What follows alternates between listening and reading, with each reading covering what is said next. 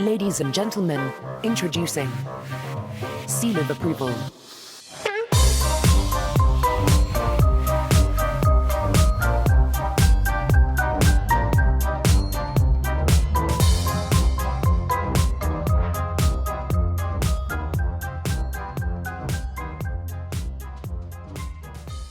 Hello there, and welcome back to Seal of Approval, the podcast bringing you weekly judgments on the latest movie news and reviews. I'm Callum, your host, and today I'm joined by my guests, Alex and Charles. Hello. Hi. Alex, by way of introduction, do you want to tell us another of your top 25 movies of all time? I love Indiana Jones and the Last Crusade. I think it's a perfect action-adventure film. Okay. Always forget about this part. Can I just say the next Lord of the Rings movie? Nope. No, we already established the trilogy counts as dang one. it. Have I... Let's go Stardust. Have I said that? Stardust? No, you haven't said Stardust. That's a great That's movie. a fun film. Fun film. It's the modern Princess Bride. Yeah, Oh, yeah. That's, I can get that. yeah. I haven't met anybody Draw that who comparison. doesn't like it. So Okay, well, that's your next challenge. Anybody out there to write in and tell us that tell me you I'm hate wrong. it. And I'll tell you wrong right back. Yeah. And then I guess for me, I would have to say Gladiator. Oh, yeah. Well, now that we've let everyone judge our taste, let's move on to the all-important points, and we start, rather predictably, with round one. Movie news highlights of the week. In this round, I offer up clues to each of my guests, and they gain a point if they correctly guess which movie news item it refers to. And let's start with Charles. Yes. So, Charles, there's your first clue. Which clown was in the news for his acting style? Jared Leto, whatever. How do you even say it? Yes, spot on. I also have no idea how to say it, so I say Leto.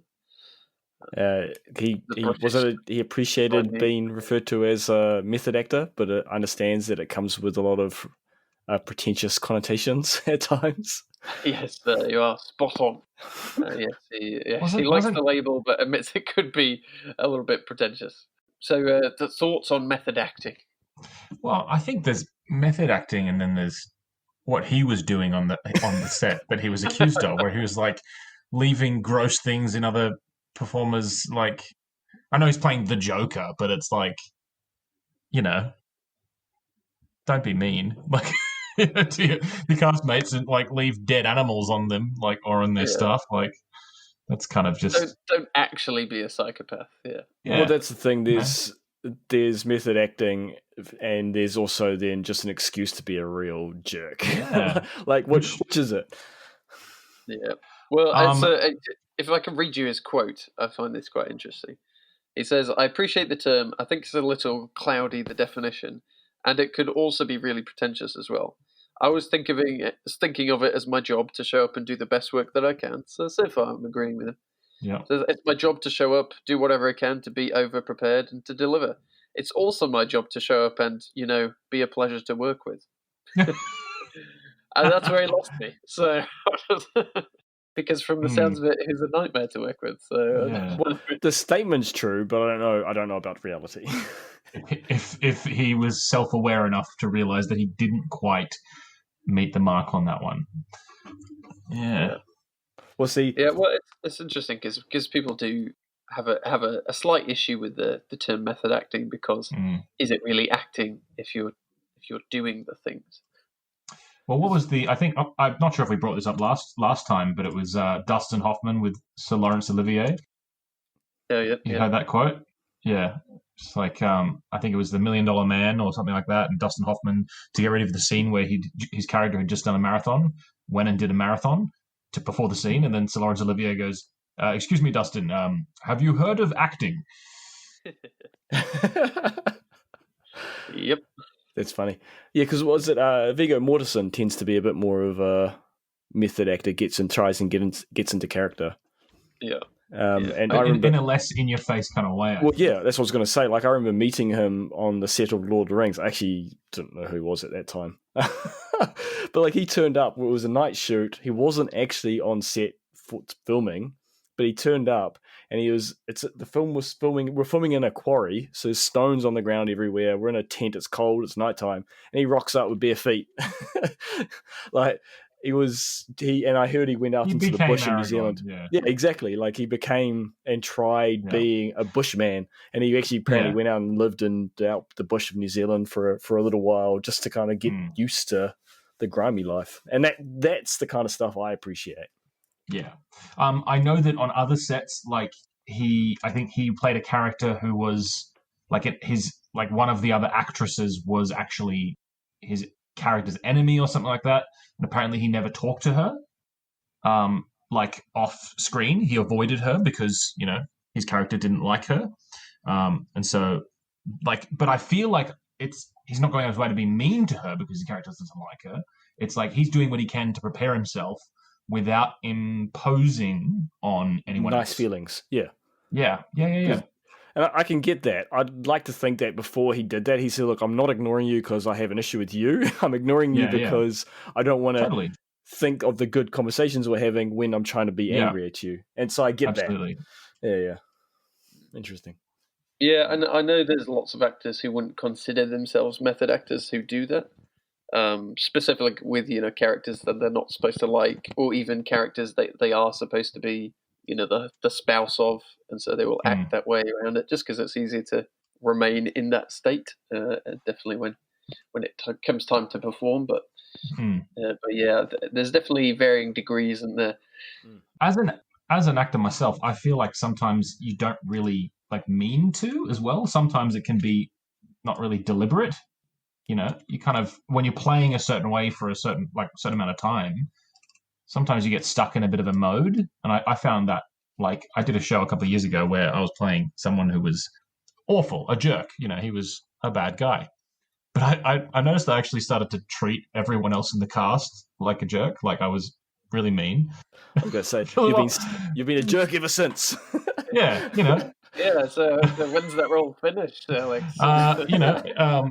And then I turned around and there was no role. No, it's, I don't know, sometimes you just kind of stay in character. And it's not necessarily method acting, because method acting means, you go out, I guess, and do stuff outside of the role to kind of live it. Or if you want to be annoying about it, was I'm not sure if any of you have seen Man on the Moon, Jim Carrey playing, his name, Andy Kaufman. Oh, yes.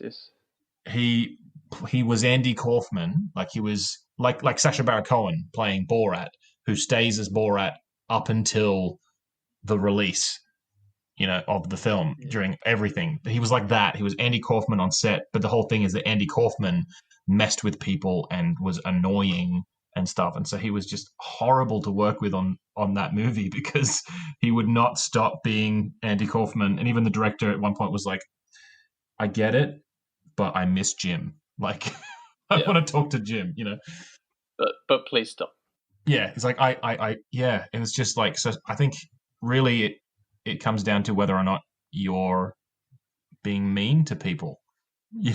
Or if you so what you're saying is, Alex, you've never slept all night in the carcass of a horse and eaten a buffalo's liver. Is that what you're telling me? When they passed me up for Revenant, I just thought, why should I?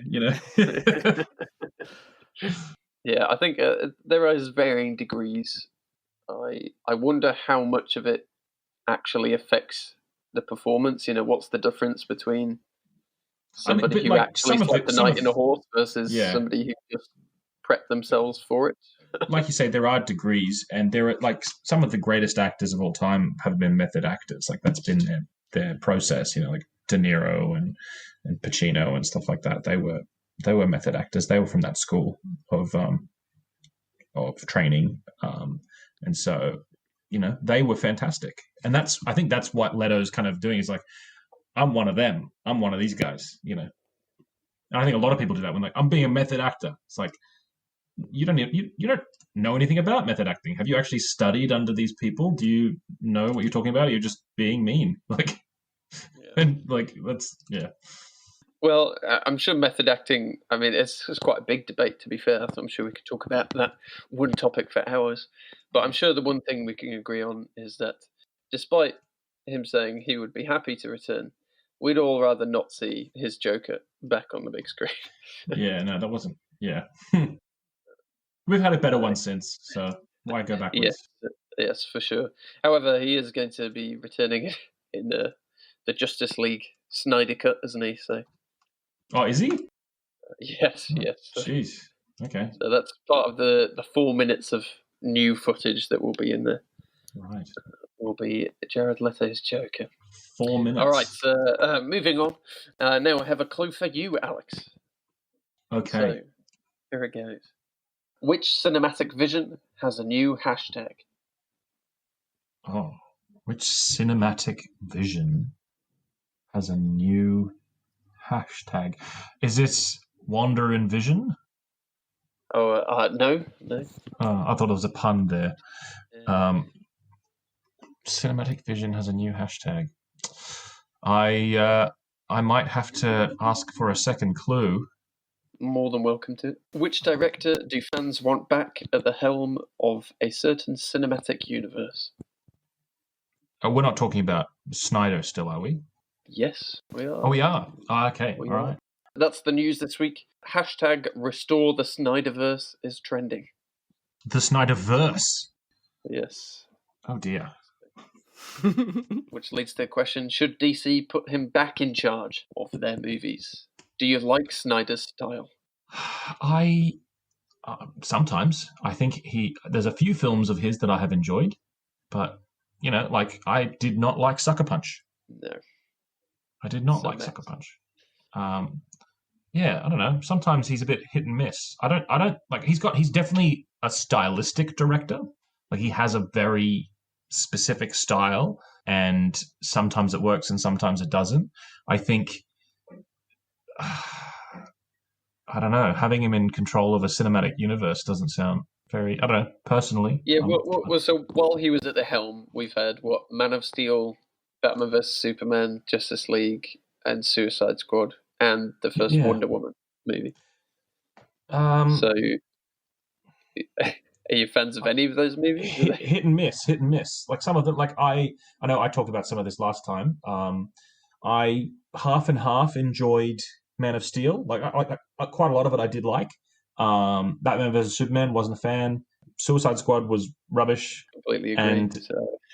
And I feel like Wonder Woman was used or was claimed to be this big feminist kind of thing, and I think we talked about this last time as well, but I think it was just a Captain America copy in many, many ways, and had only two central kind of female characters, so it didn't really strike me as that. So I don't know.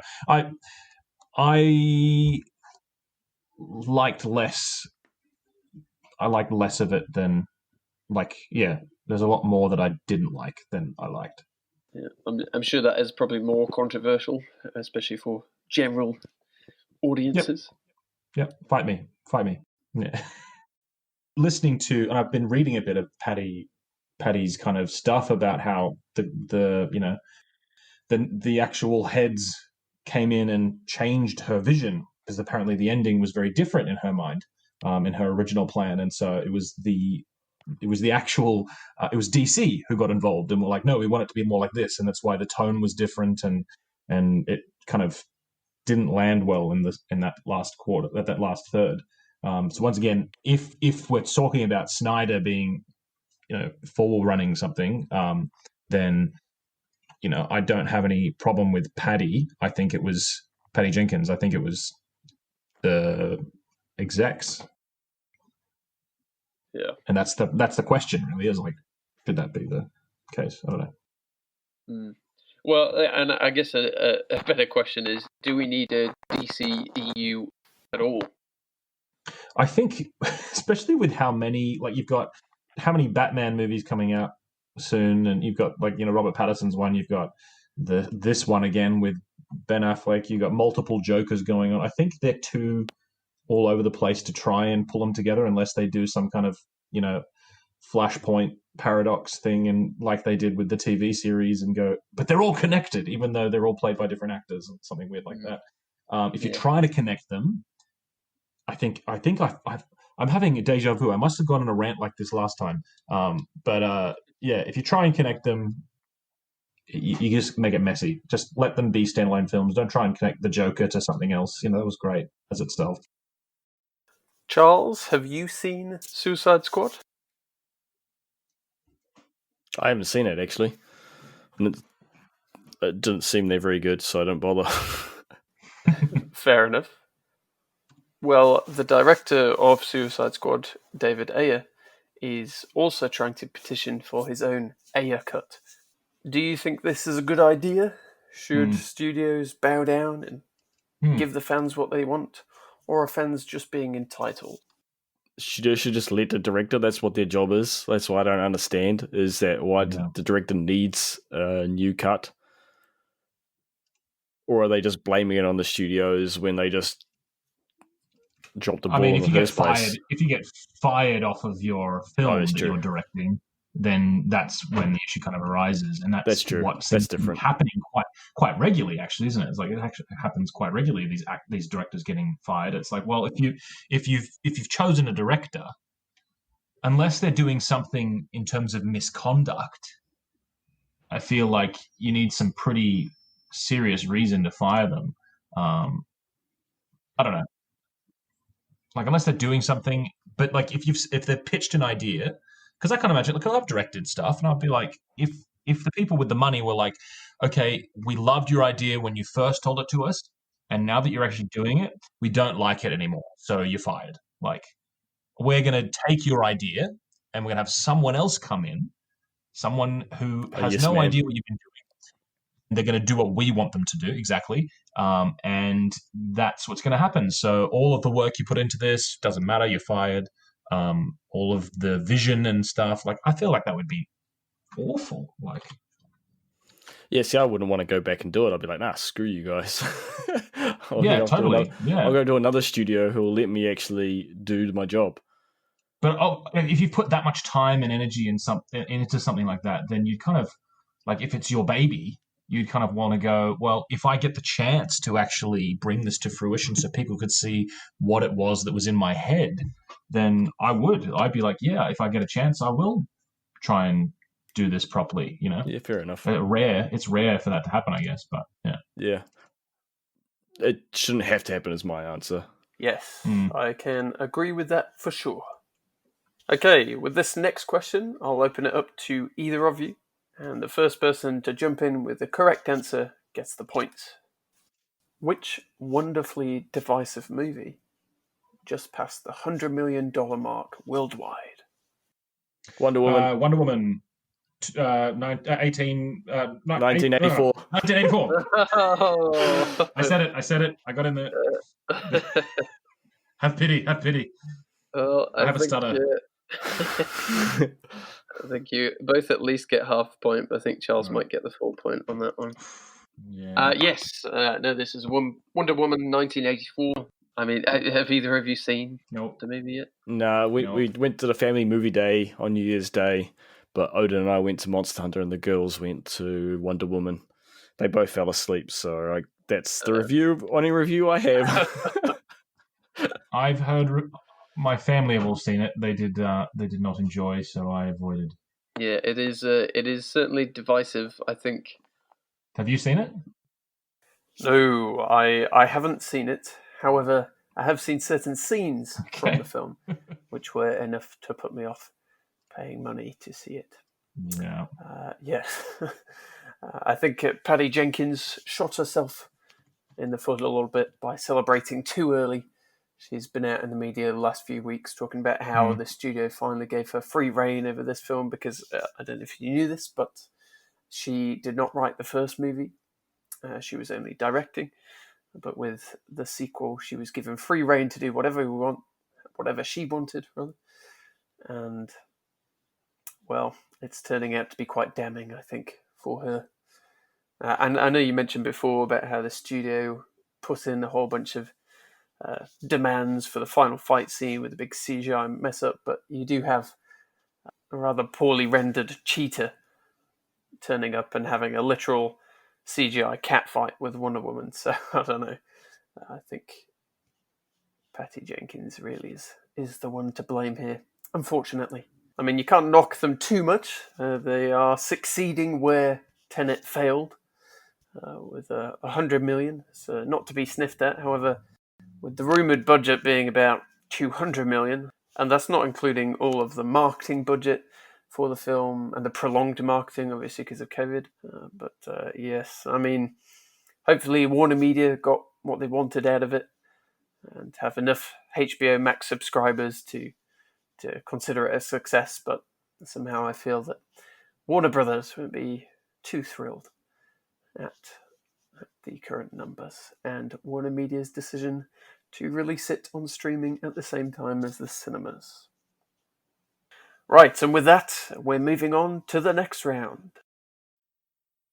Mostly rotten. In this round, my guests have to guess the Rotten Tomato scores for various movies, and the closest guess wins the point. So, we'll start with some movies from the Snyderverse. Oh, heck. Beginning with Wonder Woman, the first movie. Okay, is there anybody who'd like to go first to guess the critic score for the first Wonder Woman movie? It Nope. was very well Okay. received. I think it was well received, wasn't it? Like, people loved it. So this is the critic score. So yeah, Alex, take it away. Critic score.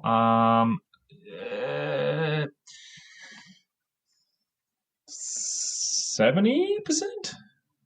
70%. Okay, and Charles, for you? Ooh, 69. One lower. 39. Well, it was 93%. What? I think we need to change who we're checking our reviews for. This is critics. This is the critic score. Okay. That. 93% certified fresh on Rotten Tomatoes, which literally means nothing. But anyway. Okay, then Charles, do you want to start us off with the audience score? This is going to be lower, 85. 85. And for you, Alex? I'm going to do one lower with 84. Dang it. 84. Well, that is For safety. quite remarkable. It's 84%. Oh, really? I thought Charles finally had this one, but Using my tactics against me. Monkey see, monkey do. yeah. Wow, that's spot on. That's the first. Do I get time extra points for being spot on? That's pretty I get good. extra points for making you get spot on. Oh, yeah. It was your tactic, yeah. Okay, so the sequel, Wonder Woman 1984, written and directed by Patty Jenkins. Let's see. Alex, would you like to start off with our critic score? I'm going to go with 70 for this one. 70. 71. 71. It's not going to work this time. Finally paid off for you, Charles. Oh, yes! I'm just kidding. It hasn't. It's 60%. Oh, really? Yeah. I'm crying. Did you say 60%? 60% for the critics. Wow. Yeah. So it wasn't just my family. There you go. So the audience score, Charles. 61. 61. 62. 62. Oh my goodness, he's done it again. It's 74. Oh, I thought you were going to say it was 62. I was like, what? No, definitely. Yeah, 74. So the audience, for the moment, I'm sure that will drop as it's only just 74. yes, at the moment, 74. Okay, in that case, Charles, would you like to go first for this one? We're going to do Suicide Squad. That movie that you haven't seen. Critic score is 65. 65, okay. And for you, Alex? I'm going to be a bit more bold with this because I reckon it did not do well at all. So I'd go 55. 55. Well, I mean, your instincts were right, but it's actually 26%. Wow. It can't be that. These review scores are a joke. Like, No. The movie was bad, Charles. The movie it was is really that bad. Yeah, the movie I'll was be honest. really bad. But yeah. yeah, still. It was really, really But bad. Wonder Woman getting 93. Look! I mean, a lot of the reviews as well pre-release, and the score was.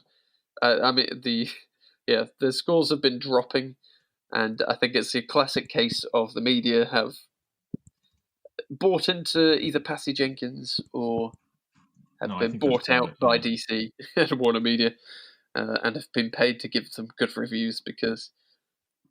Oh yeah, and from the looks of it, it's not even really a critic's movie, so I can't understand why they would rate it so highly myself either. But hey ho, those are the points.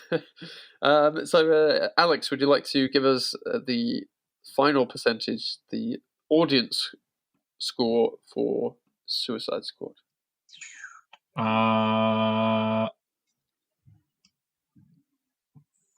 52. 52. Charles? 53. I don't know. 53. Finally paid off for you. Yeah. It is 59%. Wow. Because I know someone who didn't dislike it, so that's why. Yeah, I don't know. They didn't dislike it. I think there are some crazy pretty high DC praise. fans out there who will lap anything up despite the director not being a big fan of his own, maybe, or the majority of people disliking it. But yes, so that was mostly rotten. Okay, And I so mostly for the sucked final at it. round, we're going to return to just mostly movie news highlights of the week. And we'll start this round with Charles. Yes. So, here's your clue. Which movie is entering Uncharted territory with its latest teaser images? Uncharted movie? Yep. I was feeling sorry for you, Charles, after last round, so I thought I'd go easy. But yes, Uncharted, starring Tom Holland and Mark Wahlberg. So, is a prequel movie the best idea for the Uncharted series? I mean, they could have gone the other way and gone with Nathan Fillion, like all the fans wanted, but oh well. But it kind of had to be a prequel with his age. Like, he just looks too young. Or cast someone else. Well, yeah. Yeah, I don't know. I kind of prequels are a frustrating one because the games already did a prequel. It's hard to feel any tension in the movie, isn't it? Because we know but he's always going to survive. So. The story already contains a prequel in the games. Like, well, is that what they're covering though? Are they covering the apparently flashbacks? Not? Like, oh, okay. I assume that's what it was. I don't know. Yeah, I don't know. Like, maybe they are. I'm not really sure. Yeah, I mean, recently was it you and I, Charles, that watched that fan short film starring Nathan Fillion? Oh, yes. It was great. I love that. Yeah, so great. I think. Wasn't it? Yeah, I mean, with a bigger budget as well, I think. Yes. That is exactly the movie I would want to see. Agreed. Personally, I really enjoy Tom Holland, but he's getting far too much exposure right now, and that's kind of. Yeah, as soon as you get a big star, they overload them with projects, and then you just see too much of them. And I don't know. It works the two. And then they overuse them for like a couple of years, and then and then they're out. It's my complaint with a lot of media is that the same people get all the work, and instead of giving someone else a chance, like even a new person, the same four people do all the work, and that they just get richer and richer and more famous, whereas they could just give someone else. It could be an unknown person who looks like Nathan Drake. Like there's probably 1,000 people who could probably do the role, but they never get given a chance. As much as I like Tom Holland, I've had enough of him in Spider-Man, to be honest. Well, we've got more of that coming. Yeah. Oh no, I'm happy with more of it. Well, that's what I mean. Yeah, I think there's been 2-3 movies in the last couple of months drop starring Tom Holland, or at least announced. But I think that's a good point, because I think I'm assuming you guys saw Solo, right? Yes. Yeah. So Solo, the guy they cast to play young Han Solo, was The wrong choice. No, exactly. Apparently, there is an actor who is a dead ringer he's a voice actor, but he's a dead ringer for Harrison Ford. Does the voice? He's the right height, but he just doesn't. The YouTube world were like, cast him. He's perfect. And apparently, he even auditioned, and he was one of the finalists for the part. But this other guy was, he had been in a few films, like Hollywood films. He had some kind of selling power behind him. Yeah, I know that's always the argument and always the excuse that gets thrown out. It's like, oh, selling power. No, like, just give me a good movie. Like, I'm tired of that being the excuse or the reason. Like, I know you're not saying that to me. Studio mandate, marketability and all that. Absolutely, it's rubbish. It's at the expense of, because now Solo is just a movie that I forget about. I'm like, oh, I forgot. Yeah, that was that actor, I do forget his name, the one who would have been perfect for the role, but he was in Age of Adeline, and he was playing. He plays a young Harrison Ford, co-stars with him, and he's amazing. Yeah, he's great, isn't he? It's like wouldn't he have been perfect? Yeah, he would have been perfect. Why didn't you cast him? Yeah, the fact they considered him and then went, nah, let's use this guy. Like, that's the bit that I'm like, oh, it's like if you watch the old audition tapes where George Lucas was trying to decide for his young Anakin. Yeah. And there's one that is clearly the right choice, and he doesn't choose him. But it's not as if he wasn't like an unknown entity, this guy. It's like, audiences like, oh, we just saw this guy on the internet who's great. It's like the fact that they considered him and he got to that point, and they still didn't go with him. It's like they knew who he was and chose someone else. Yeah. Knew that they had fan support for it. Yeah. Nope. Yeah, but they don't like fan support. That's Hollywood for you, or the money men in Hollywood. Blame a lot of things on. They don't actually want fan support. They don't want good content. They don't want art. They've made that very clear. Yeah. Yes. Which leads me to the next question. So not the next clue, sorry, but the next question, just along this train of thought. Can game adaptations work? They should be able to. Yes, I mean, there's not a great track record at the moment, there, is there? No. Can you think of a good examples? game adaptation? Pikachu was pretty good. I really like that. Oh, yeah. Yeah, it's... There was another one around the same time. What was the other movie? But then again, Pikachu is not necessarily the game adaptation. It's the show adaptation. It's a cartoon turned to, like, it doesn't really count, I think, because it's the show is more prominent than the game. That's really well. They're one and the same. They are absolutely they are, but they have more source material than this very this game, which I think fair enough. Great, I get that. But it's like the source material is a TV show. Yeah, I see what you're saying. There was another one around the same time as Detective Pikachu game. Sonic. Actually, I thought Sonic was actually not bad. Oh, I never saw it. Oh. Yeah, neither. I never saw it. There were elements of it were really bad, like really bad. But then in general, it felt like a Sonic adventure. Like I didn't have any problems with it, really. It was just fun entertainment. And to be honest, I can say the same for Monster Hunter. It's not the best movie around.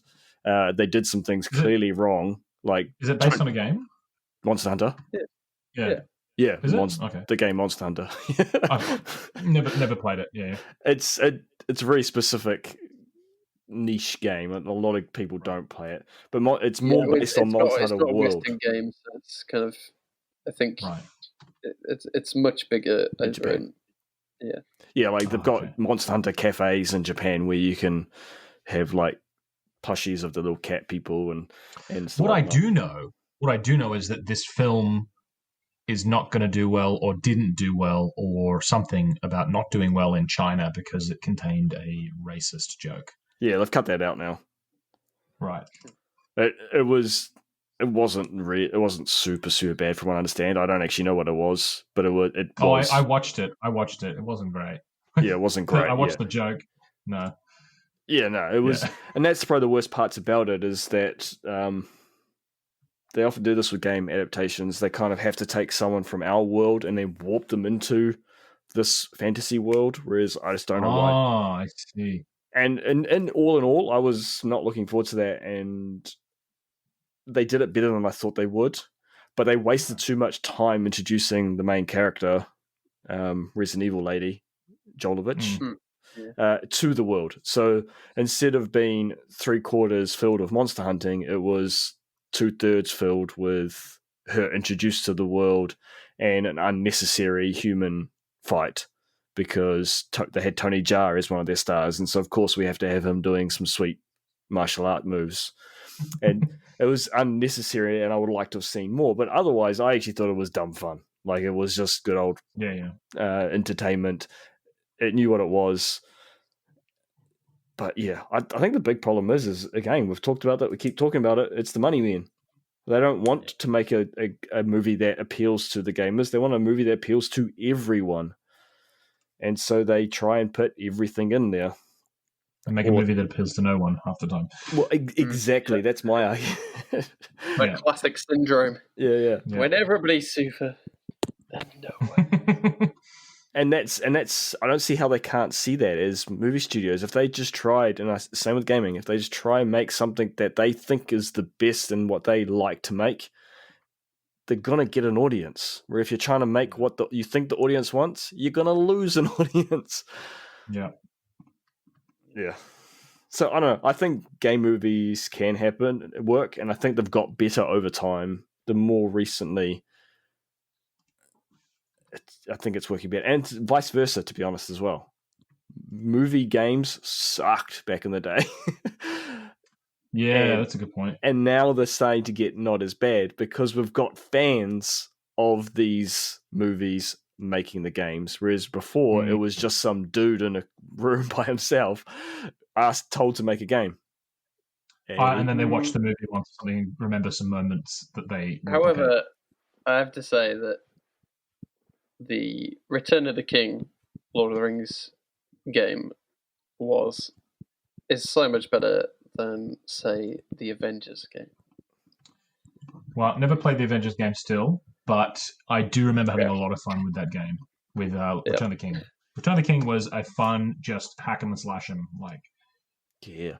But Shadows of Mordor was great. Agreed. I guess that's not quite movie tie-in, but you know what I mean. Like, it's a franchise. Franchise I've movies. just actually been playing it, and it's epic. Pretty. Yeah, it's epic. It's also incredibly frustrating. I've been killed by so many freaking orcs, man. It's so fun. They go up in power every time they kill you. It's like they glow. Yeah. I've rage quit the game so many times, man. That's good. Ranger.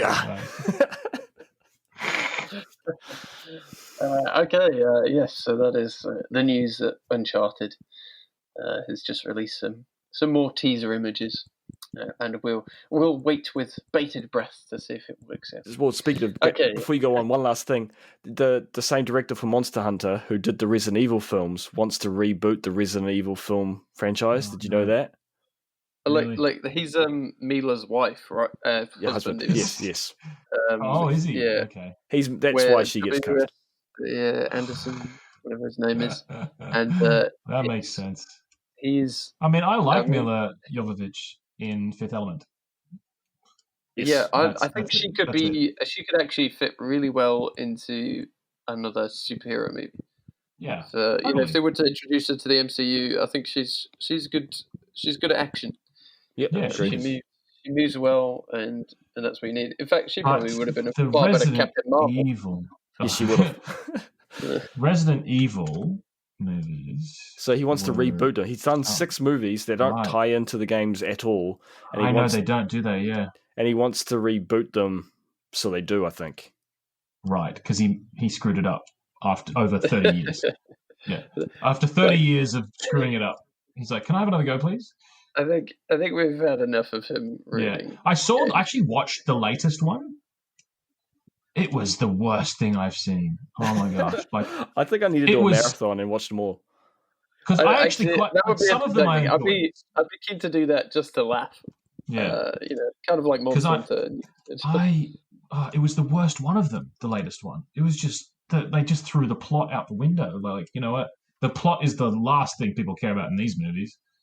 So they just got rid of it. Which is probably true, to be fair. Their expectations are so low. Yeah. They're like, no, just show more of the action bit. Yeah. Okay, well... No one's really paying attention here. Just do whatever. Yeah, just look at Mila, okay? Look at those legs.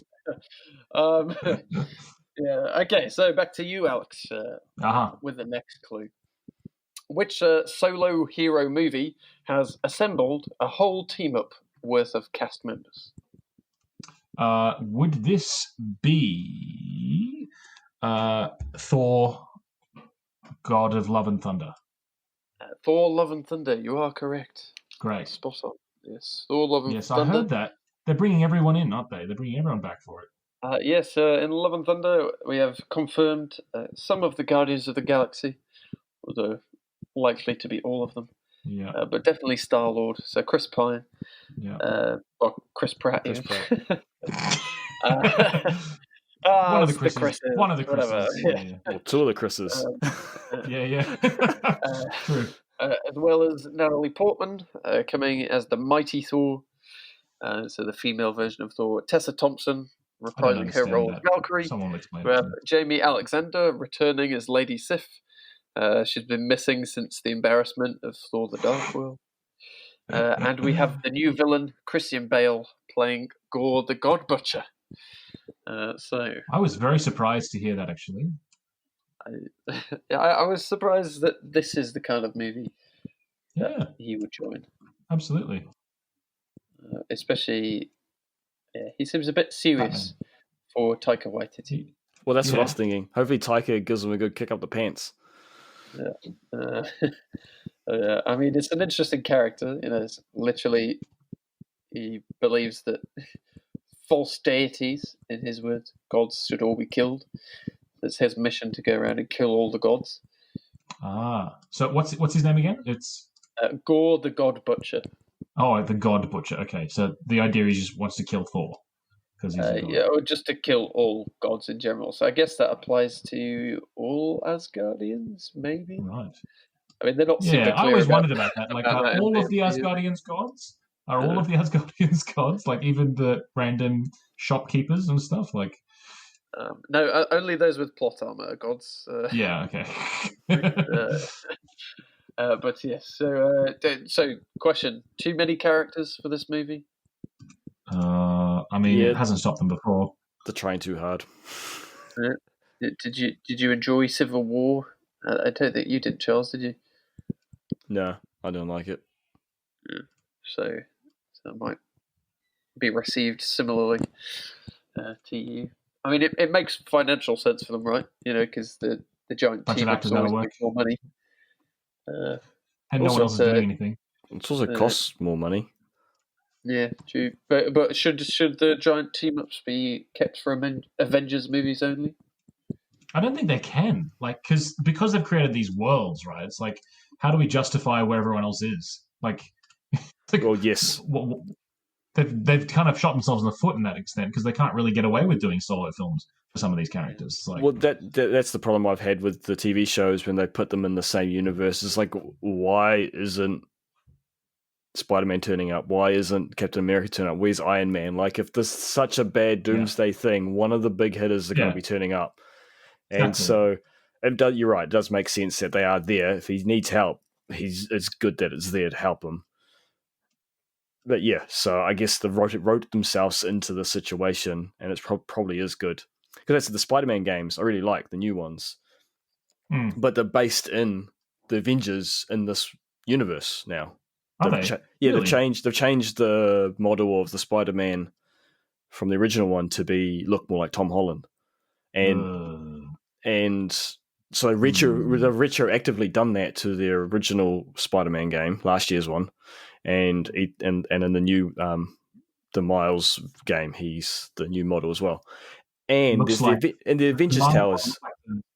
The Avengers Tower is in Manhattan, so they are in the universe. Like, you can even go find what's his face, Daredevil's lawyer's building office.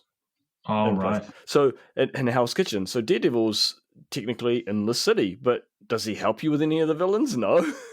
and so it pulls you out of the immersion when you know that you're getting your ass kicked, but none of the other superheroes who are in universe aren't actually there to help. Like, it's kind of weird.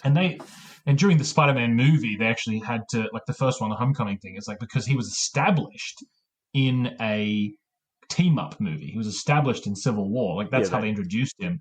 They already had to deal with that as a major plot point of like, well, why aren't the others involved? Like, they had to continually go, oh, the movie is about that.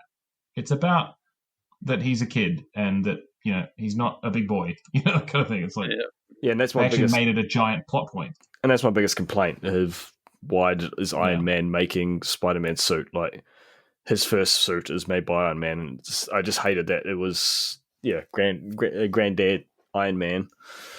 Yeah. Didn't, No, I think it's fair enough. I think, I to be honest, as much as I love Thor Ragnarok, I think Taika Waititi's style doesn't actually fit in with the rest of the MCU, especially he's just not very good at taking things seriously, and I think... Which is great. Which is great, but also then when you really want some real emotion... like, that's why Infinity War was such a good couple with Ragnarok. I don't know. Thor I feel like... had to deal with it, But I'm not sure if I agree with that. I feel like Taika is actually very good at emotion. Funny emotions. I think it's funny. He does. That's true. I actually don't find his stuff very funny, to be honest. No, I remember you saying, but like, I feel like he actually can do that very well, and I think that's some of his as a director, some of his best stuff is when he does that. Like, I think of Hunt for the Wilder People or Boy or things like that. It's those sad moments that are the ones. So that I agree with that. well. I just don't think he did very well with Thor. No, you're right. Yeah. Turned into a joke the whole time, and especially after Endgame, I don't know, his character just is a joke, which is frustrating. So I guess we'll see. Yeah. But yes, moving on. I'll open this next clue up to either of you. So again, first person to jump in with the right answer gets the point. So, which new marvelous buzzword has celestial implications? The Celestials? Nope. The wrong. Read the question again. So I've got another clue, but we'll give you the first clue again. Which new marvelous buzzword has celestial implications? So a movie connecting to the Celestials, potentially. Would it be?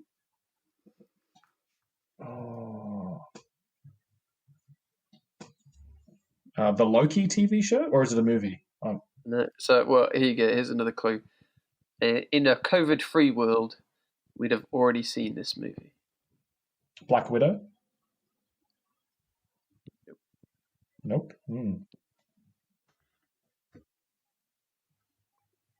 I don't know. Okay, so point to me. No, the answer is the Eternals. Oh, right. You're fairly close with Celestials, but yes, Eternals. And so they've been in the news recently because there's been a few descriptions of the film. I don't know. You can't really call it a leak when a studio decides to release some information. Is it actually finished? Have they finished? Yes. So we would have seen it by now. I think it was set to be released in November. Pretty sure. I had no idea. Yes, originally.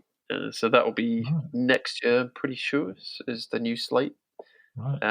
And yes, it features all of these characters, and they are now using something. So their powers draw from something called cosmic energy. So that is the new buzzword for the MCU: is cosmic energy. No longer Infinity Stone. It is cosmic energy. Cosmic energy, yes. And the reason why that's so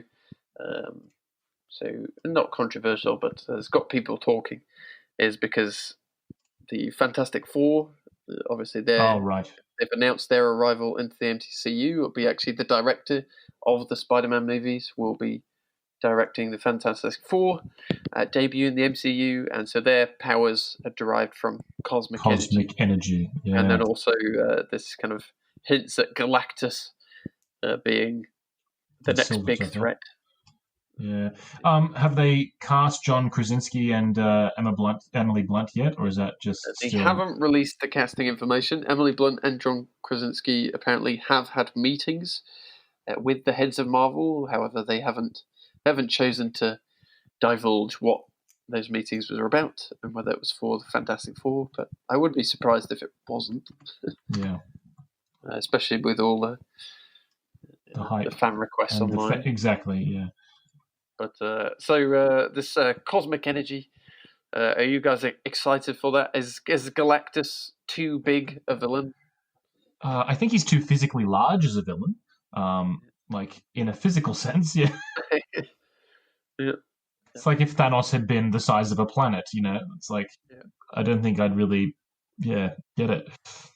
I don't know if I'm that interested. I was talking to a friend about this, and it used to be that you would choose which kind of channels you'd have on your cable subscription. Now you got to choose which studios to support or which franchises to support, because we're going to have all the content you could ever need just in Star Wars. You were going to have all the content just in Marvel. Like you can't. At some point, we're not going to be able to watch more than one franchise if we're that diehard. So I don't know. Like I'm kind of done with Marvel. They need to just give up. But they're gonna beat that workhorse until it's well dead. Before they'll be losing money by the end of it, because people will be just so fed up. But they always chase those dollars, don't they? And they had success, so they'll keep trying it until it fails. And on the Galactus thing, I'm not sure if anyone saw it because it was awful, but the second Fantastic Four movie did already try and do it, and it was awful there. So I'm not sure if that indicates much, but what was that? The giant space cloud.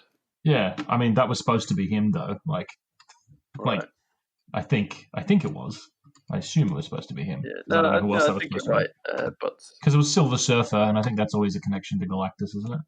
Yeah, it's the Herald. For The Hermes. Yeah, I think Galactus. Yeah, I don't know. Thanos was a good villain. I think he was wasted in Endgame, and then I don't know.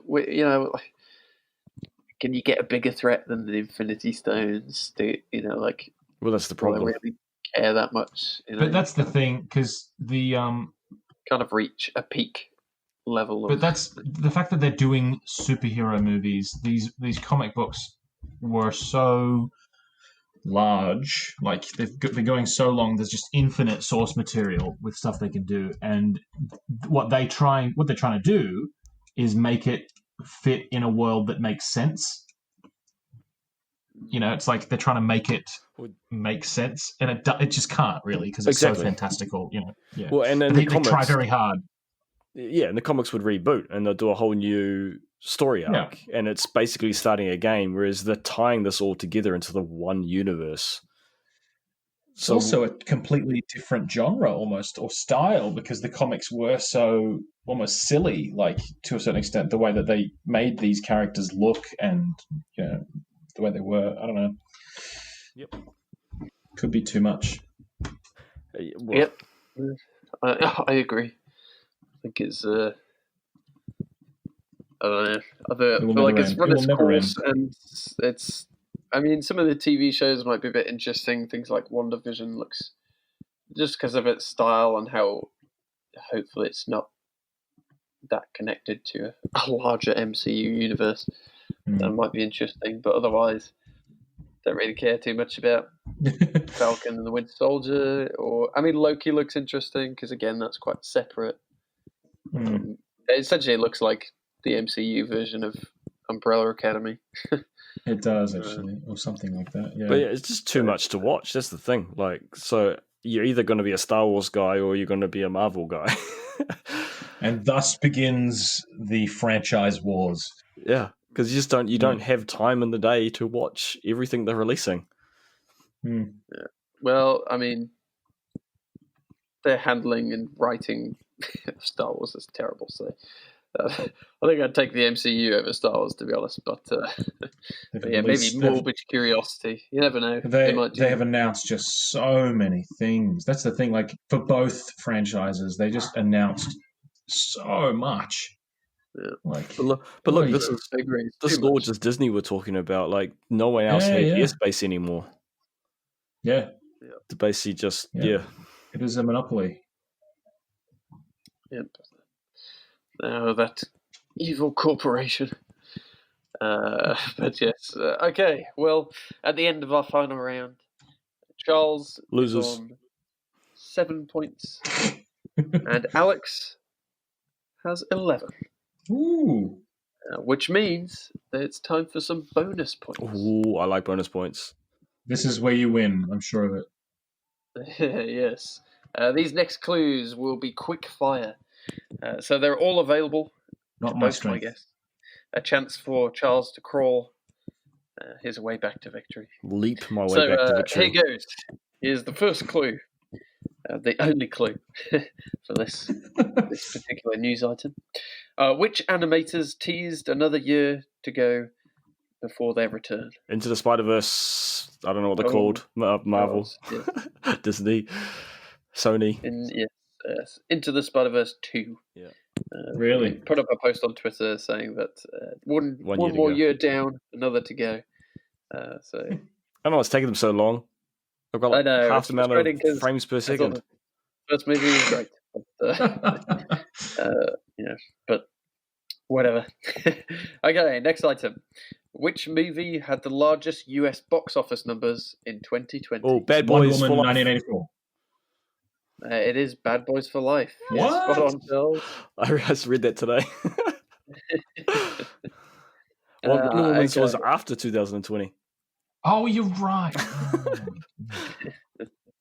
Okay, so this is let's make this interesting. I tell you what, you are both. So let me see. So Alex is still on 11. Charles is on 9. So for 3 points, this is your final clue. I thought all the bonus round points were 2 points. Yes, let's try. Which lively hero will feature in the first superhero film of 2021? Lively? Which lively superhero? Oh, I don't know. Which lively? Without searching it up. Have you got another clue? Okay, well, I'll make one up because you're supposed to only have one clue. But all right, for 3 points, which new Sony anti-hero will feature in the first superhero movie film of the year? No, it's not Deadpool. Venom. Not Deadpool. Oh, it's the vampire guy. Oh, Morbius. Yes. Oh, Alex. I think I get half his points at least. Yes. So there you go. Doesn't help you. I'll give you 1 point Jared for that, Leto. Charles. Come back all the way around back to Jared Leto. Yes, all the way back to Jared Leto. All paths lead to him. Yeah. Unfortunately. But yes, we're playing Morbius, the living vampire, adding to Sony's roster of anti-heroes, which I'm sure they will develop into their own franchise and have Tom Holland come in and team up or fight Venom and Morbius. Well, see, that's the problem with that, is they keep making these anti-heroes, and then at some point, he is going to be the villain for Spider-Man, but they've taught people to kind of like the character because he was an anti-hero.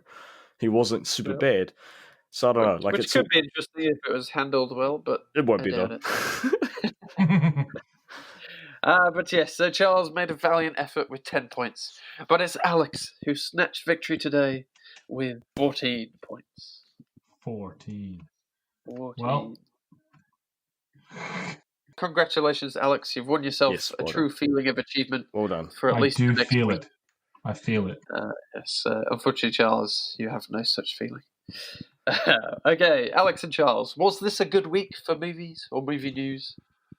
Do you reckon the movie news of this past week deserves the official seal of approval? No, it's pretty weak. Yeah, it was, actually. Yeah. I would tend to agree, but there we go. What a way to kick off 2021.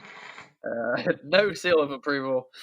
Yes, we're in short supply, so we'll see how we go later on. Always up from here. Yes, exactly. A whole year to improve. Yeah. Cup half full mentality. Yeah. Yes. Okay, and for our audience out there, what was your news highlight of the week? Did we cover it? And did you agree with anything we had to say at all? Let us know. Awesome. Thanks for joining me today, Alex and Charles, and everyone at home. And we'll see you next time. See you later. Bye.